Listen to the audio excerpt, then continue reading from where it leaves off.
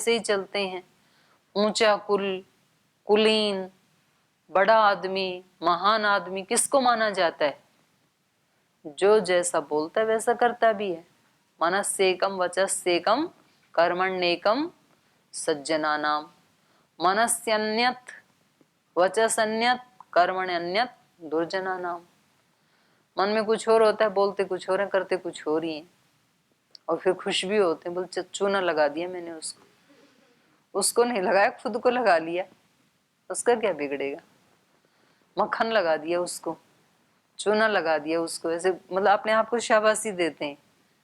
अपने आप को धिक्कारना चाहिए कि देखो मैंने अपने साथ कितना बुरा काम कर लिया, अपनी आत्मा का हनन कर लिया। तो इससे फिर व्यक्ति की छवि बनती है। मतलब बड़े बड़े लोग कहते हैं भाई अगर आपके साथ रिश्ता स्थापित करना है तो उस व्यक्ति को बीच में ले आओ, वो कहेगा तो मैं कर दूंगा। ऐसे ऐसे प्रतिज्ञाएं होती थी कि भाई एक बार कह दिया तो अब जान जा सकती है, अब वापस वचन नहीं हो सकता है। तो इन्होंने ये कहा, पूर्वमर्थम प्रतिश्रुत्य प्रतिज्ञां हातुम इच्छसि राघवाणाम अयुक्तोयम कुलस्य अस्य विपर्ययः। ये इस कुल के विपरीत है। अस्य कुलस्य विपर्ययः, ये कुल जो है इसकी रीति तो यही है कि अगर किसी को वचन दे दिया तो अब अपनी जान पर खेल करके भी उस वचन को पूरा करना है। और तुम यदि मना कर रहे हो तो ये अस्य कुलस्य विपर्ययः, ये इस कुल के विपरीत है। यदीदं ते क्षमं राजन् गमिष्यामि यथा गतं मिथ्या प्रतिज्ञ काकुत्स्थ सुखी भव सुहृद्व्रतः। यदि इदं ते राजन, यदि यही आपका निर्णय है राजन, क्षमम तो क्षमा करें, गमिष्यामि यथागतम जैसे आया था वैसे ही चला जाऊंगा। अगर आपका यही अंतिम निर्णय है कि मैं राम को नहीं भेजूंगा और अपनी प्रतिज्ञा को तोड़ दूंगा तो कोई बात नहीं, जैसे आया हूं वैसे ही चला जाऊंगा, मैंने खाली हाथ चला जाऊंगा, कोई बात नहीं। मिथ्या प्रतिज्ञा काकुत्स्थ, हे प्रतिज्ञा को मिथ्या करने वाले काकुत्स्थ, सुखी भव सुहृद व्रत, भगवान आपको सुखी रखे, अपने बेटे पोतों के साथ सुखी होके रहो। मतलब कोई शब्द तो अपशब्द तो नहीं कहा वाणी से, लेकिन मन प्रसन्न नहीं है। तो बड़े लोगों का तो इतना कहना भी मतलब बहुत कष्ट देने वाला होता है ना। जैसे उसमें हमने पढ़ा गीता में, भगवान कृष्ण ने अर्जुन से कहा कि तेरे को इतना तो समझा लिया और तो भी तू समझता नहीं है, तो इसलिए यथेच्छसि तथा कुरु, ठीक है जो तुम्हारी मर्जी है वैसे करो। तो अर्जुन तो कांप गए। और यहाँ तो यूं कह दें कि ठीक है यथेच्छसि तथा कुरु, तो अगले दिन सारे मतलब खेलते कूदते पाएंगे, कोई सोता मिलेगा। बोल जी आपने कहा था, और कोई परवाह ही नहीं है। लेकिन जो सिंसियर होते हैं, बोल जी अगर गुरुजी ने ये कह दिया कि भाई जैसे तुम्हारी इच्छा है वो वैसे करो, हम आगे ना पीछे, उसके लिए तो बहुत बड़ा दंड है ये। तो ये आपके बिना जिएंगे कैसे हम, भगवान के बिना जिएंगे कैसे, गुरु के बिना जिएंगे कैसे, माता पिता के बिना जिएंगे कैसे हम, जिसको हमने अपना सर्वस्व माना है और वो हमें कह दे कि हम आपके आगे ना पीछे, तो कैसे चलेगा भाई।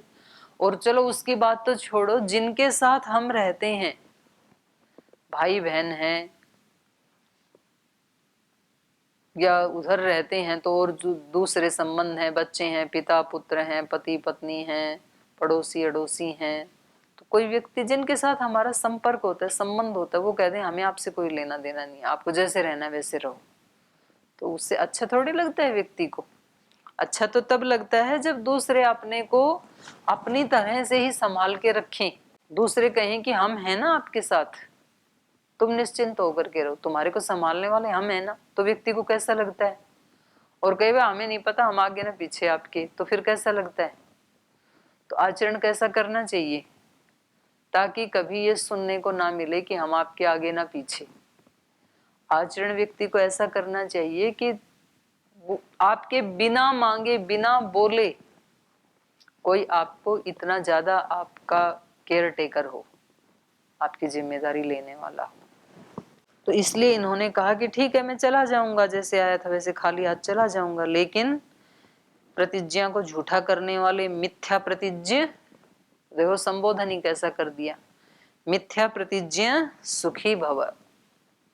हे प्रतिज्ञा को मिथ्या करने वाले सुखी रहो। सुहृद व्रत, अपने सुहृदों से आवृत होकर के अपने परिवार के साथ बैठ करके सुखी रहो, चले जाते हैं। तो ये खुशी की भाषा है कि दुखी की भाषा है? दुखी हृदय की भाषा है ये, सुखी हृदय की भाषा नहीं है। एक तरह का अभिशाप ही है ये। तस्य रोष परितस्य विश्वामित्रस्य धीमत चचाल वसुधा कृत्स्ना देवानां च भयं महत्।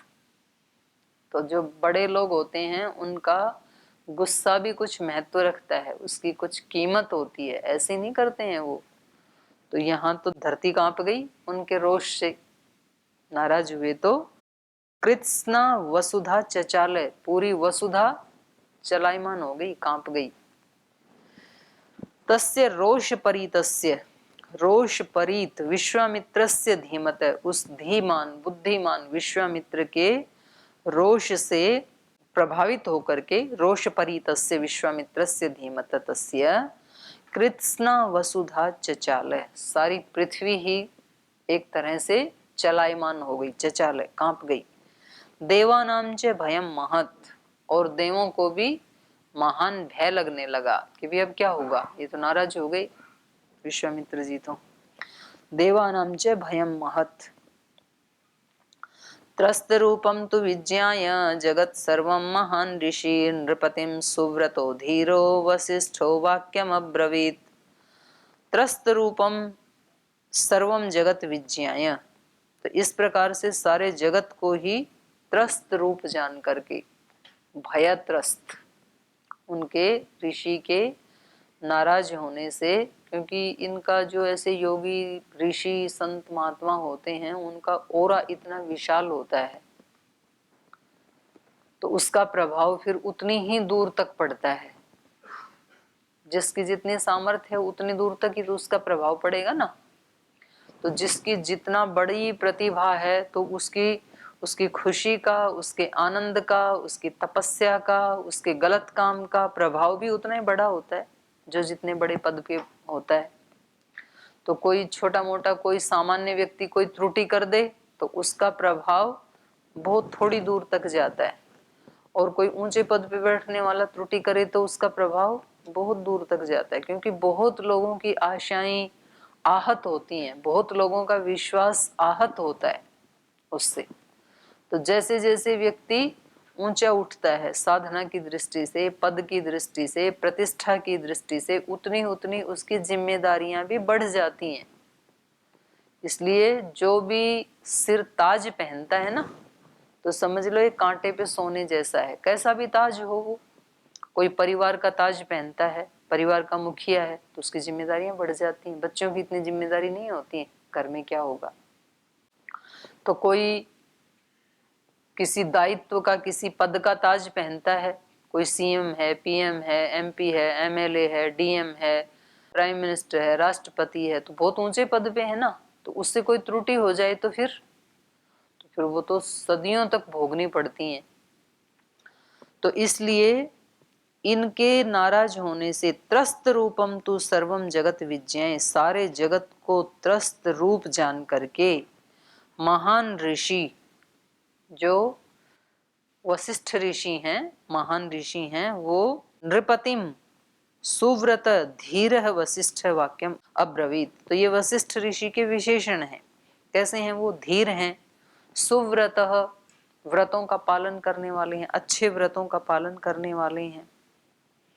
नृपतिम वाक्यम अब्रवीत, उन्होंने आकर के फिर राजा को बताना शुरू किया।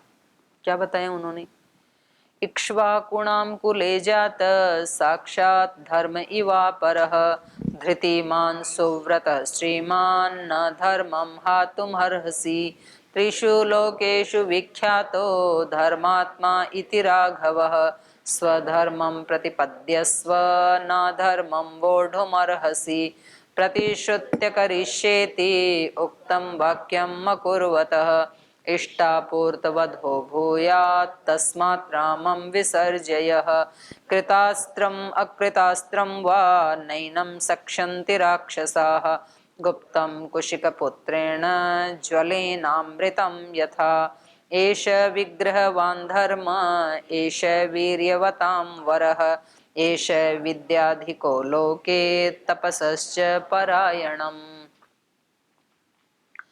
इक्ष्वाकुणाम कुले जातः साक्षात धर्म इव अपरः। बोले राजा, आप जिससे बात कर रहे हो ना, ये मानो दूसरा साक्षात धर्म ही है, विश्वामित्र।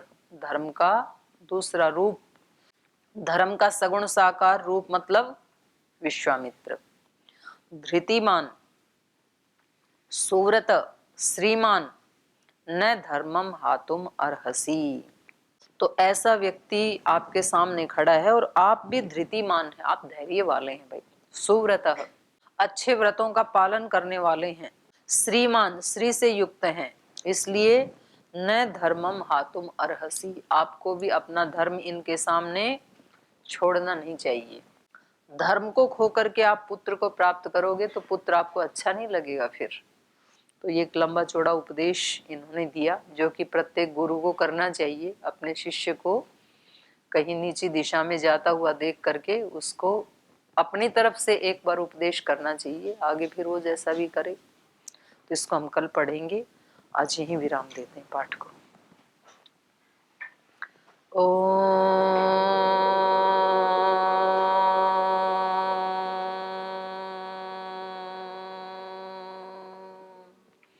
शांति शांति शांति। श्री गुरुभ्यो नमः। हरि के नाते से सब नाते, इससे सभी सुहाते। किससे वैर करेंगे प्यारे, विविध रूप धर आते।